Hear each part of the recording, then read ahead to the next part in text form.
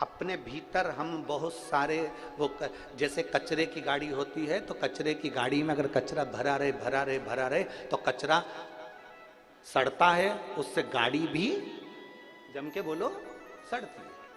अनाज की गाड़ी में अनाज भरा रहे तो अनाज सड़ जाता है, अनाज सड़ा तो नीचे से गाड़ी सड़ जाती है। आपने जो अपने अंदर भर कर रखा है वो हमारे शरीर को सड़ा रहा है। आपने कपट भर के रखा है तो वो कपट हमारे शरीर को सड़ा रहा है। हाँ, आपने गंदे विचार भर कर रखे हैं तो गंदे विचार हमको सड़ा रहा है। अहंकार भर के रखा है तो अहंकार हमको सड़ा रहा है। अपने भीतर जो हमने भरा, इसलिए कचरे की गाड़ी को खाली करना जरूरी है, अनाज की गाड़ी को खाली करना जरूरी है, बर्तन में पानी भरा है तो उसको खाली करना जरूरी है, वरना जंग लग जाएगी। प्लास्टिक की बाल्टी होगी तो बाल्टी चिकनी हो जाएगी, पानी भरा रहेगा तो उसमें कई जम जाएगी। इसलिए कपड़ा पानी में पड़ा रहेगा तो वो पानी में कपड़ा भी बेकार हो जाएगा। शास्त्र कहता है खाली करना जरूरी है। डब्बे में भरा है खाली करो, बाल्टी में भरा है खाली करो, कचरा भरा है खाली करो, अनाज भरा है खाली करो, कुएं में पानी भरा है कुएं को भी खाली करना जरूरी है। अगर कुआं खाली नहीं होगा तो पानी बदबू मारने लगेगा, कुएं को भी खाली करना जरूरी है। उसी तरह कुएं को खाली करना जरूरी है, तालाब को खाली करना जरूरी है, अनाज की गाड़ी को खाली करना जरूरी है, कचरे की गाड़ी को खाली करना जरूरी है। तो ये एक बात याद रखना, अपने दिल को भी महादेव के सामने कहकर खाली करना जरूरी है। खाली करो।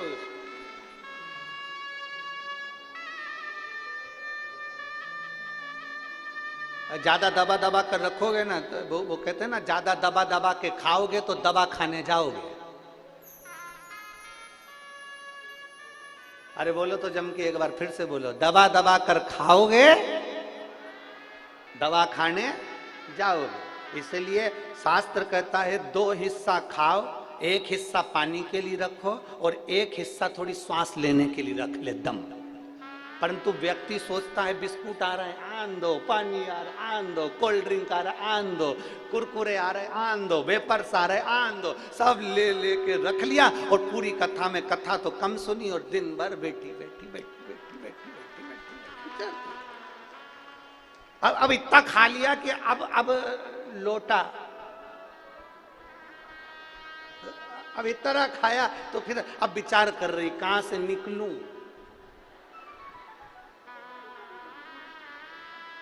कहां से जाऊं, सारी जनता भरी पड़ी है, कहां करूं। कथा में बैठो ना तो पानी भी उतनी मात्रा में पियो जितना शरीर को लगे। मालूम पड़े ज्यादा पी लो तो 25 बार किधर से जाऊं।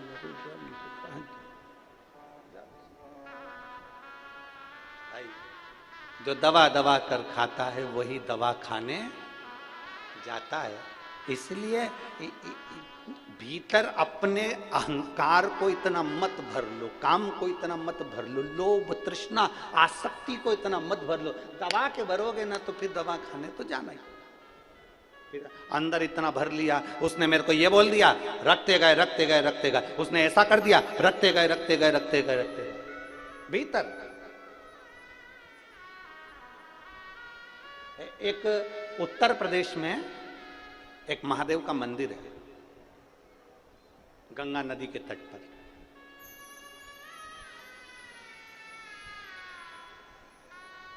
हमीरपुरा उत्तर प्रदेश में पड़ता है, गंगा नदी के तट पर। हडिम्बेश्वर महादेव, आप सब उसका नाम बोलेंगे हडिम्बेश्वर। हिडिंबा जो थी वो भीम की धर्मपत्नी थी, उसी के नाम से ये मंदिर है हडिम्बेश्वर महादेव। कौन सा मंदिर? जम के बोलो जरा सभी लोग, हडिम्बेश्वर महादेव। हमीरपुरा उत्तर प्रदेश, गंगा नदी के तट पर यह मंदिर है। कौन ने निर्माण किया, कौन ने बनाया? अगर हमारे शास्त्रों को उठाकर देखा जाए तो उसमें वर्णन आता है हडिम्बेश्वर महादेव जब पांडव वन में विचरण कर रहे थे और भीम पहरा दे रहे थे, हडिम्ब की बहन हिडिंबा उसने देख लिया भीम को, भीम को देखा, पेड़ पर चढ़ के बैठ गई हिडिंबा, भीम को देख रही। सुबह सुबह भीम ने ब्रह्म मुहूर्त में सुबह के समय पर स्नान करा, एक शिवलिंग का, पार्थिव शिवलिंग का भीम ने निर्माण करा। पेड़ों की पत्ती तोड़कर भीम लाया और उस शिवलिंग पर समर्पित कर दिया। हिडिंबा देख रही, हिडिंबा देख रही।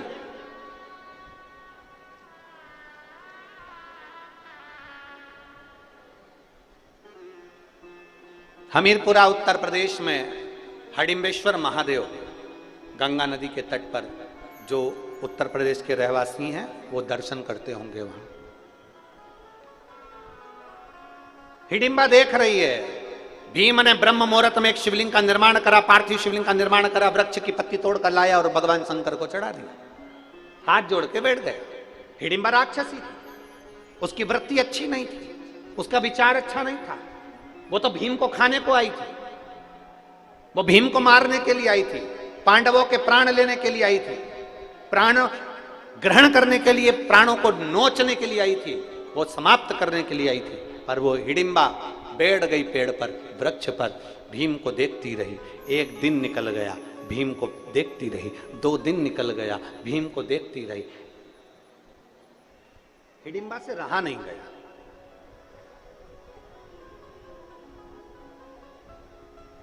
हिडिंबा से रहा नहीं गया। तब हिडिंबा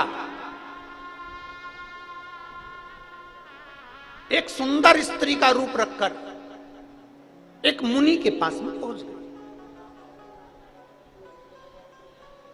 हिडिंबा एक सुंदर स्त्री का रूप रखकर, एक अभी तक राक्षसी विग्रह था उसका, अभी तक राक्षसी शरीर था उसका। जैसे श्रीमद् भागवत में कथा आती है पूतना की, राक्षसी थी, पर भगवान को दूध पिलाने के लिए जब जाती है तो बड़ी सुंदर गोपी का रूप रख कर जाती है, बड़ी सुंदर बनकर जाती है पूतना, बड़ी सुंदर स्तनपान कराने के लिए जाती है। उसका नाम था पूतना, जो घर में पूत ना रहने दे, उसका नाम पूतना था। बड़ी सुंदर, अति रमणीय बनकर पूतना चली जाती है भगवान कृष्ण के सम्मुख में। यशोदा जी ने पूछा तुम कौन हो? पूतना कहती है मैं ब्रज की गोपी हूं। क्यों आई हो? जब लाला का जन्म हुआ तो बधाई लेने नहीं आई थी, इसलिए आज बधाई लेने के लिए आई। अच्छा, हाँ। शंकर भगवान आए थे, यशोदा जी ने लाला को शिव जी की गोद में नहीं दिया था। पूतना सुंदर रूप रखकर आई तो लाला को गोदी में दे दिया। यशोदा जी ने कहा बहन तू इसको संभाल, मैं तेरे लिए बधाई लेकर आती। भगवान कृष्ण ने सुन लिया था कि इसने मुझे पूतना को बहन बोला है, तो मेरी मैया यशोदा की ये बहन है तो मेरी मासी है। अब भगवान कृष्ण को क्या मालूम था कि ये मासी नहीं, गले की फांसी है। उनको क्या मालूम था?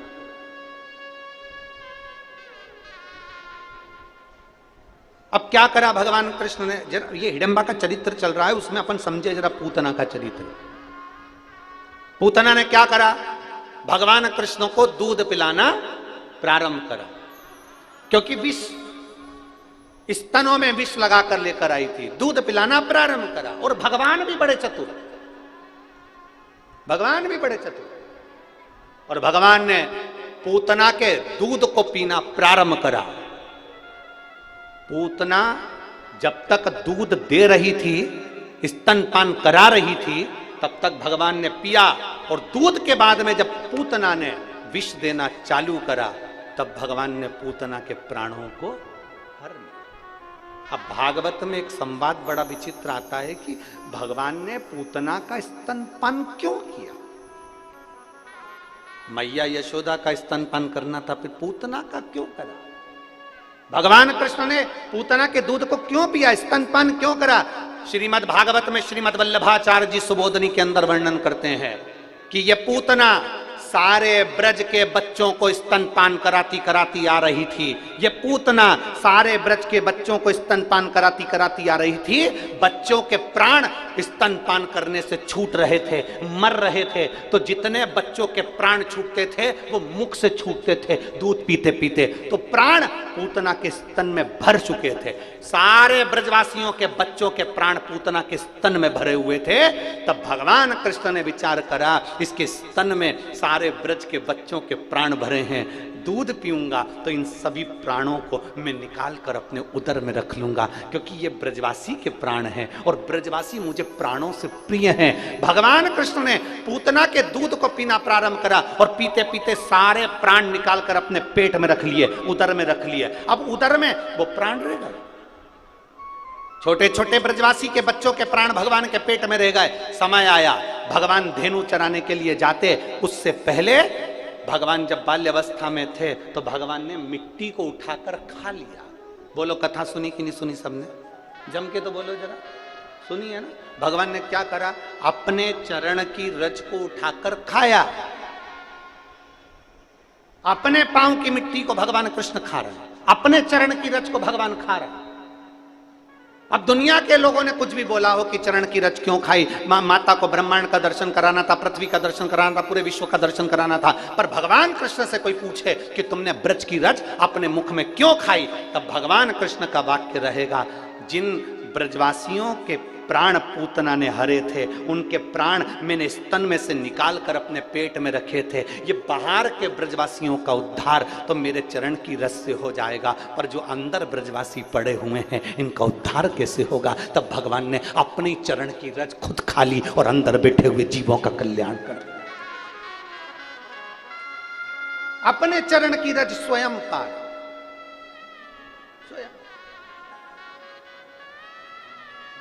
अपने चरण। हिडिंबा देख रही है, जैसे पूतना सुंदर स्त्री का रूप रख कर गई थी वैसे हिडिंबा बड़ी सुंदर रूप धर कर गई, एक मुनि के सामने पहुंच गई। अड़भंग मुनि अपने वेश में आनंद लेते हुए चल रहे थे। चरण प्रणाम। हिडिंबा ने सुंदर स्त्री का रूप रखकर पहली बार किसी मुनि को प्रणाम करा। ये जब जब साधु संतों को देखती थी तो खा जाती थी, आज पहली बार प्रणाम कर रही है। जरा विचार करिएगा, भीम को शिवलिंग की पूजन करते हुए देखा तो हिडिंबा का विचार बदल गया। अब उसने मुनि को, संत को खाया नहीं, उनको प्रणाम किया। प्रणाम। लोग कहते हैं, इतने सारे लोग कथा में आते हैं, क्या सबका मन बदल जाता है? हम कहें नहीं बदलता, थोड़ा बहुत तो असर आता होगा। थोड़ा बहुत भी अगर असर आ गया ना शंकर की भक्ति का तो बहुत है, उतना धीरे धीरे धीरे धीरे रमता जाए।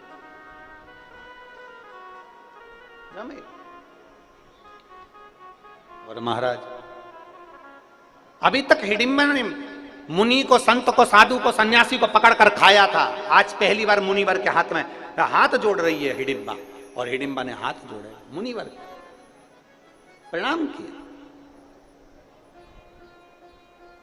नमन। मुनिवर से पूछा, मुनिवर मेरे को आपसे पूछना है, मैंने देखा है मिट्टी का कोई एक ऐसा पिंडी जैसा बनाता है और उसकी पूजन करता है, उसका विधान क्या है? हिडिंबा को मुनि ने कहा, ये पिंडी नहीं, ये शिवलिंग है, और जो शिवलिंग की आराधना करता है, 7 वृक्ष की पत्ती को लाकर महादेव के ऊपर समर्पित करता है, उस भूलवश भी एक बेलपत्र अगर महादेव को चढ़ जाती है, मुनिवर ने कहा उसकी मनोकामना पूरी हो जाती है। हिडिंबा ने कहा जो मांगेंगे वो मिल जाएगा, मिल जाएगा। मैं जिस पुरुष को देखी हूं क्या वो मेरा पति बन जाएगा? बन जाएगा। तुम मांगकर देखो। राक्षसी ने केवल पूजन करते हुए देखा तो उसने मन में विचार कर, राक्षसी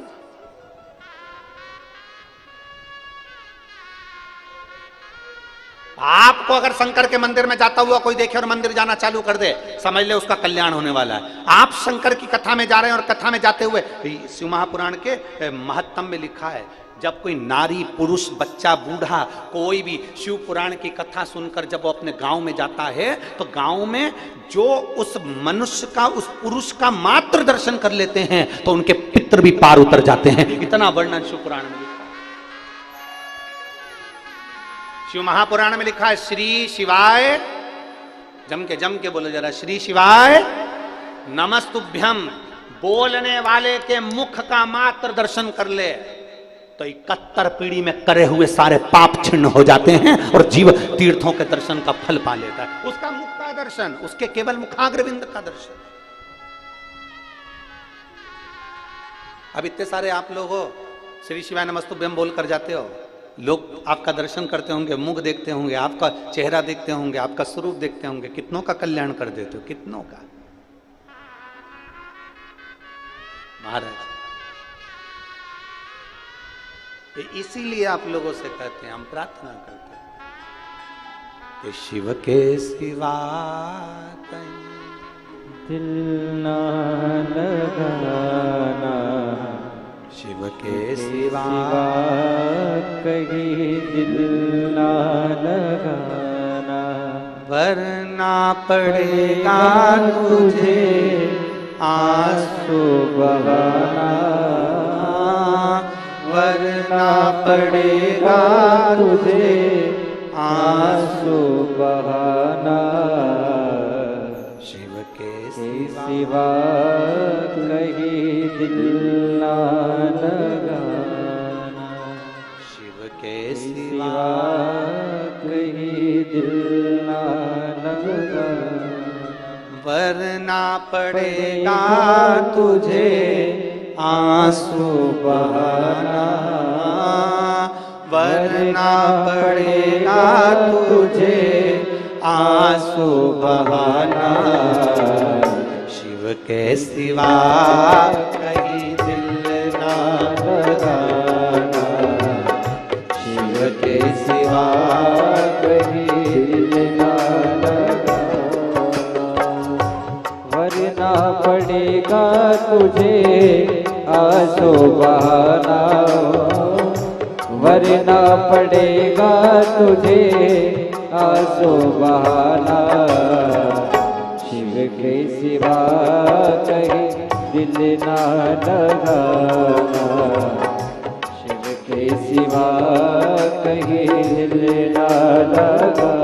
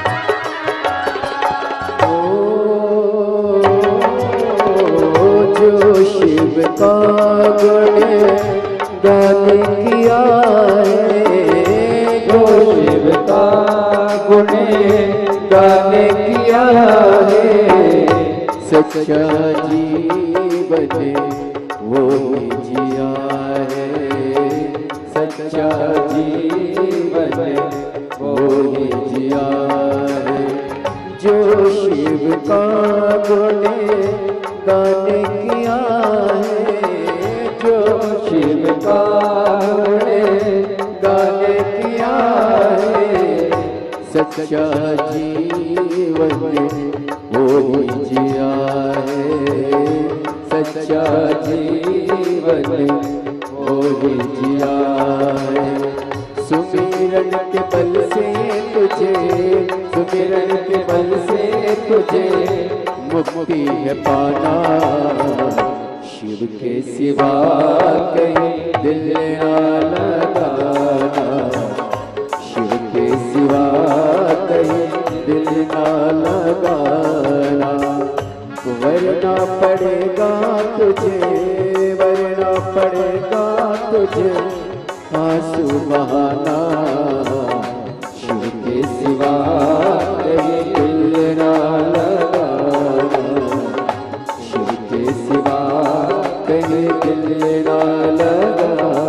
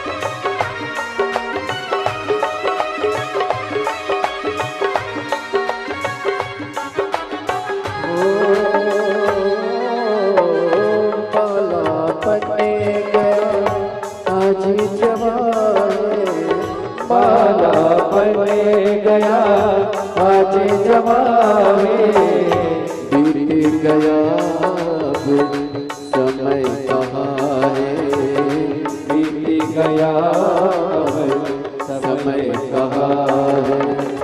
बाला बने गया आज जमाने, बाला बने गया आज जमाने बीत गया अब समय कहाँ है, बीत गया अब समय कहाँ है।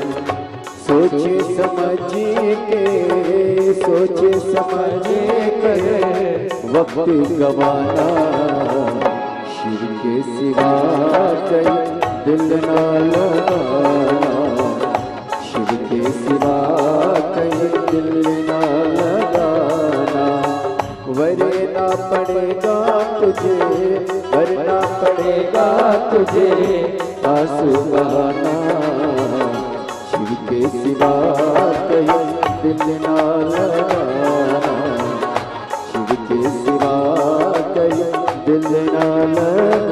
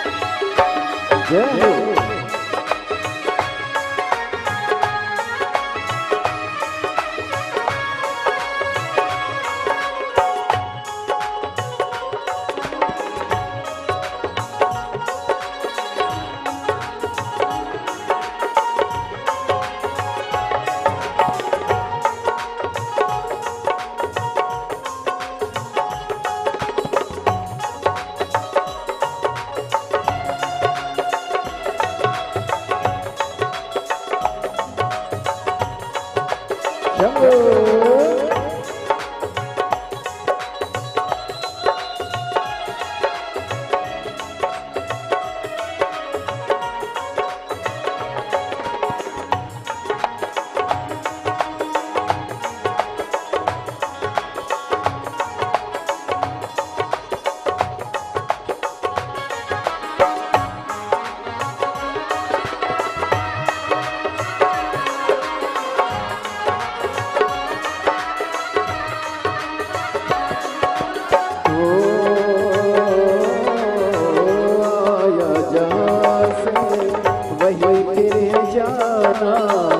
आया जहाँ से वही फिर जाना, वहाँ साथ जाना कैसा खजाना, वहाँ साथ जाना कैसा खजाना। आया जहाँ से वही फिर जाना, आया जहाँ से वही फिर जाना, वहाँ साथ जाना कैसा खजाना, वहाँ साथ जाना कैसा खजाना। पूछेगा तो क्या, पूछेगा तो क्या करोगे बहाना, शिव के सिवा कहीं दिल न लगाना, शिव के सिवा कहीं दिल न लगाना।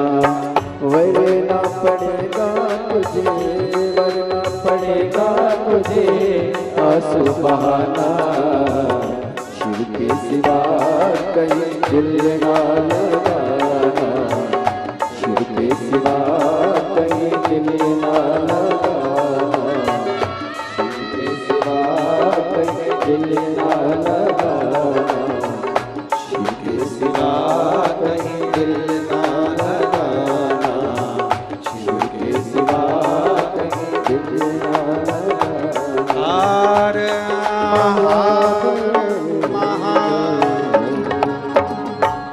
अपने स्थान पर बैठकर भगवान देवाधिदेव महादेव से अपने मन की बात बड़े भावों के साथ दिल से बाबा से प्रार्थना करिए।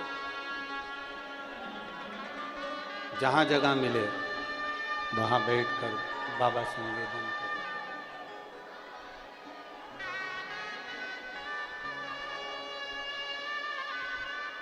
बहुत ज़्यादा संख्या में आप लोग आए हैं। निवेदन है धूप में ना बैठें, प्रयास करें पेड़ों की छांव में चले जाएं, गाड़ियों की छांव में बैठ जाएं, या कोई चादर या छाते हों तो वो लगा कर बैठें। बड़े भाव से बाबा से प्रार्थना करिएगा, दिल से निवेदन करिए।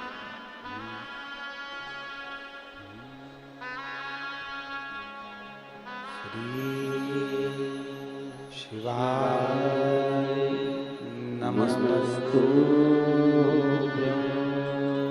श्री शिवाय नमस्तु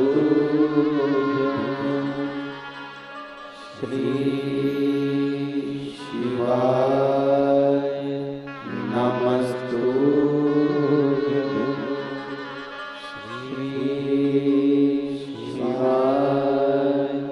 नमस्तु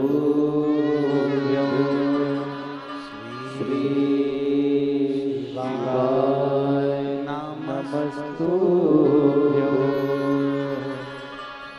भोला सब दुख का तुम्हारा,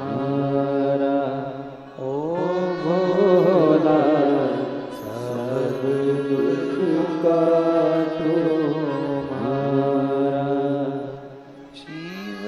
शंकर जपू तेरी माला, भोले बाबा जपू तेरी माला, भोला सब दुख का तुम्हारा, ओ भोला सब दुख का तुम्हारा।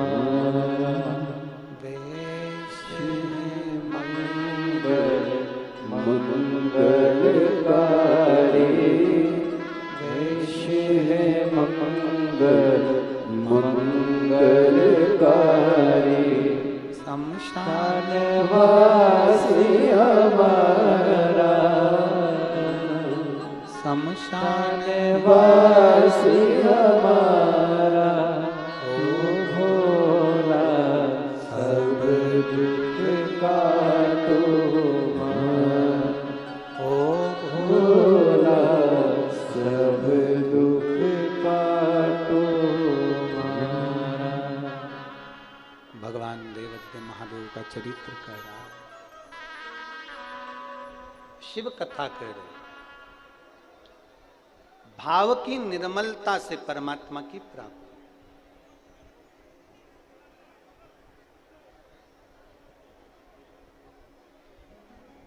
कभी कभी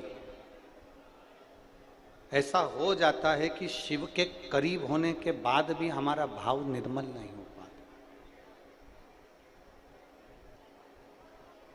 एक बार भगवान शिव विराजमान थे, पार्वती जी ने आकर उनके नेत्रों को बंद करा। पार्वती जी ने जैसे ही नेत्रों को बंद करा तो एक अश्रु की बूंद गिर गई, जिससे एक बच्चे ने जन्म ले लिया जिसका नाम अंधकासुर था।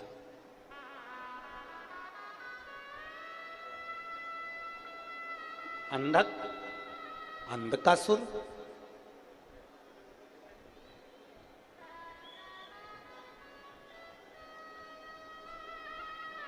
छोटा सा बच्चा माता पार्वती जी ने गोदी में उठा लिया। शंकर भगवान ने पूछा, पार्वती ये कौन है? पार्वती जी कहती है, मैंने जब आपके नेत्र बंद करे तो ये बच्चे ने जन्म लिया आपके आंसू से, आपके अश्रु से।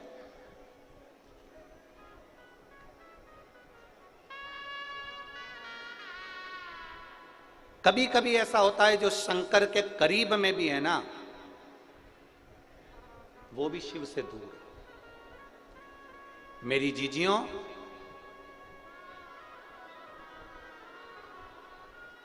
कुछ बातें ऐसी होती है जो हम व्यासपीठ पर भी लेकर नहीं आते। त्रिपुंड लगा लिया, तिलक लगा लिया, भगवान की आरती पूजन भी कर रहे हैं, आराधना भी कर रहे हैं, पर विश्वास परमात्मा के चरणों के प्रति जागृत नहीं हुआ। एक छोटा सा बच्चा, एक लड़का जो जन्म से ही नहीं बोलता, जन्म से ही नहीं सुनता, देखिए उसका पत्र है।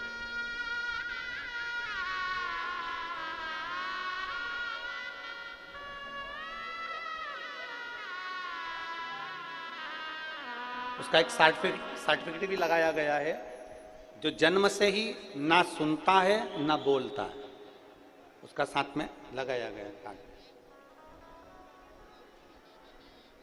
मेरा नाम ज्योति गोपाल भूरेवाल, मैं जालना महाराष्ट्र से हूं। कहीं बैठी हैं तो हाथ हिला सकती हैं। आप ही हैं? बच्चा आया है के साथ में?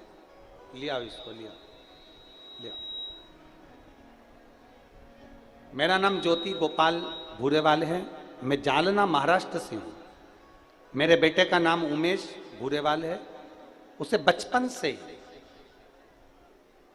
सुनना बोलना नहीं आता था। जब से हमने भगवान देवादिदेव महादेव की शिव महापुराण की कथा सुनना प्रारंभ करी, बेटे को एक बार कान में मशीन भी फिट करवाई तो भी वो सुन नहीं पाता था, बोल नहीं पाता था। बचपन से ही उसका ये क्रम था। हम बड़े परेशान हो गए, बच्चे का जीवन क्या करा जाए। एक महिला को मंदिर जाते हुए देखा तो हमने उनसे पूछा, आप कहाँ जाती हो रोज जल लेकर? तो कहीं शिव जी के मंदिर। हमने भी अपने बच्चे के लिए शंकर जी के मंदिर जाना चालू किया और शंकर जी को जल चढ़ाते और उन पर चढ़ी हुई बेलपत्र लाकर अपने बच्चे को दे देते, पानी चढ़ा हुआ लाकर अपने बच्चे को पिला देते। गुरुदेव, जिस बच्चे के लिए डॉक्टर ने भी प्रमाण दे दिया बोल नहीं सकता, सुन नहीं सकता, आज मैं बाबा के सामने छाती ठोक कर कह सकता हूं कि मेरा बच्चा शिवजी पे चढ़े हुए जल को और बेलपत्र से सुनना भी चालू करा और बोलना भी चालू करा।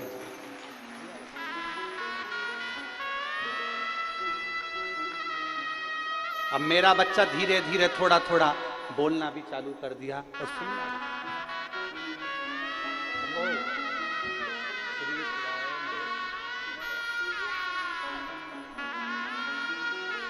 कार्डलेस दे, कार्डलेस दे।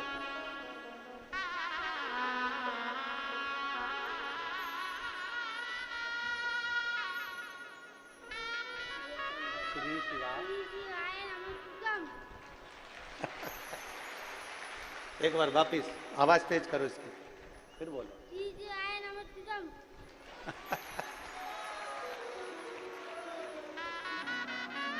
बम्बू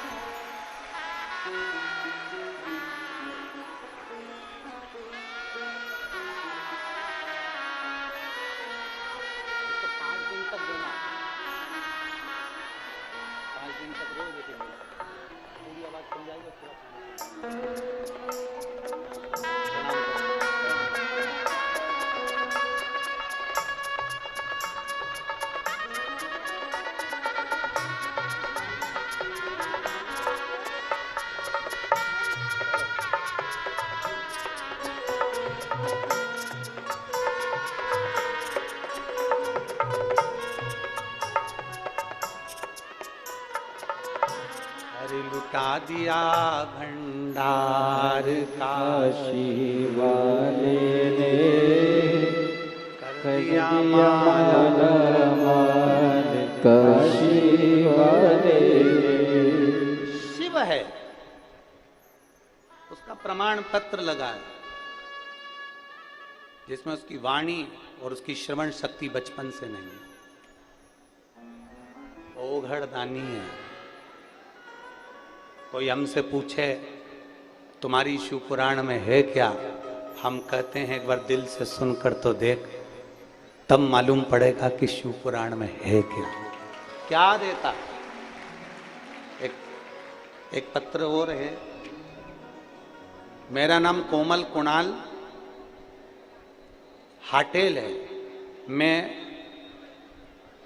मेरा नाम कोमल कुणाल हटेल, परतवाड़ा आठवाड़ी बाजार पेंशनपुरा से हूँ।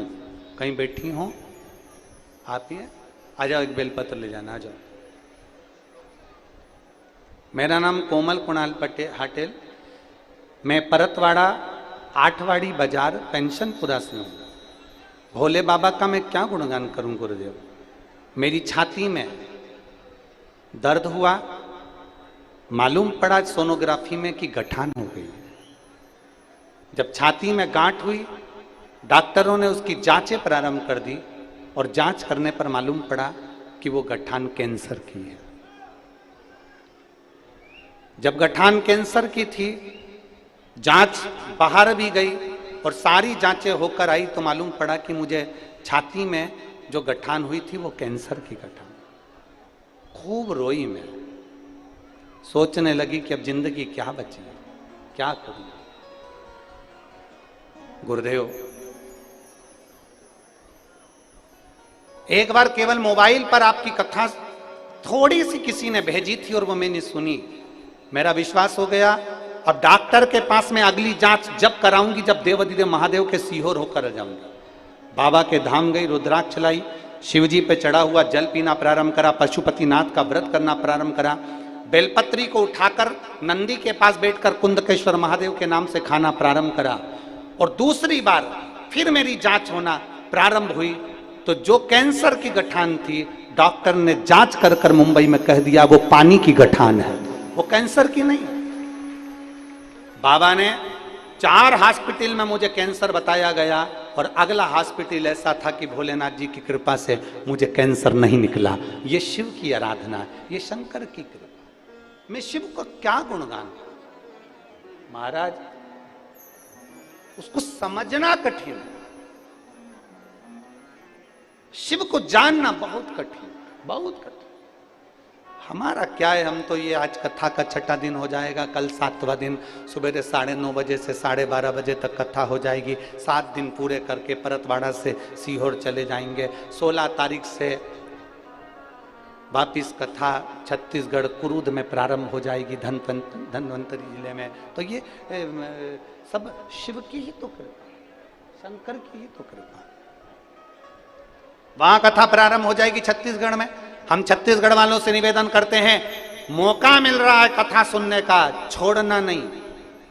2 बजे से 5 बजे तक कथा सुनने को मिलेगी, आप आनंद लो उस कथा को। और आपसे भी कहते हैं, टीवी पर कथा आए ना, तुम्हारा मन लगे ना लगे, चित्त लगे ना लगे, तुम्हारा मन है कथा सुनने का नहीं है, तो भी अपने घर की टीवी को चालू कर कर रखो। कम से कम शिव पुराण का थोड़ा सा शब्द आपके घर में पहुंचेगा, तो घर में भी अगर कुछ तकलीफ होगी तो बाहर नहीं। इतनी करोड़ों लोग, लाखों लोग एक साथ में जब श्री शिवाय नमस्तुभ्यम बोलते हैं, तो आधी ऊर्जा तो वैसे ही प्रबल हो जाती है। ना जाने कितने रोग, ना जाने कितनी तकलीफें समाप्त हो जाती है। मेरी जीजियों, पत्र तो इतने हैं कि हम उसको पढ़ नहीं सकते। वो तो जो पढ़ाई में आ जाते हैं 2-4 आपको बोल देते, नहीं तो इन पत्रों की संख्या नीचे रखने की जगह नहीं है, इतने पत्र हैं, इतना पत्र इकट्ठा हुआ।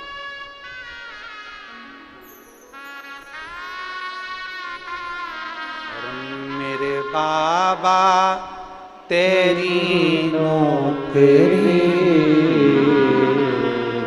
सबसे बढ़िया है, सबसे करीब हो। मेरे बाबा तेरी नौकरी सबसे बढ़िया है, सबसे करीब। जब से तेरा गुलाम हो गया, तब से मेरा भी नाम हो गया। जब से तेरा गुलाम हो गया, तब से मेरा भी नाम हो गया। वरना बात क्या थी मेरी, वरना बात क्या थी मेरी। सबसे बढ़िया है, सबसे खरी हो। भोले बाबा तेरी नौकरी सबसे बढ़िया है, सबसे खरी। तेरे दरवाजे की चाकरी सबसे बढ़िया है, सबसे खरी। मेरी किस्मत का जब गुल खिला, तब जाकर के ये दर मिला। मेरी किस्मत का जब गुल खिला, तब जाकर के ये दर मिला। अब तो हो गई है रहमत तेरी,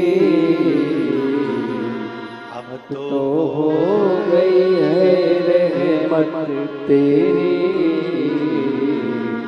सबसे बढ़िया है, सबसे खरी हो। भोले बाबा तेरी नौकरी सबसे बढ़िया है, सबसे खरी। उसको भजो दिल से, दिल से। हिडिंबा ने मुनि से पूछा, जो हिडिंबा राक्षस प्रवृत्ति की थी वो पूछ रही,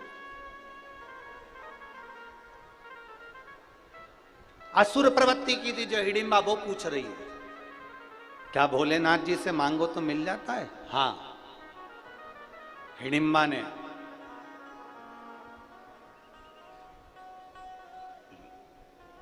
एक शिवलिंग की स्थापना करी, अखंड हिडिंबा वहां बेड अखंड।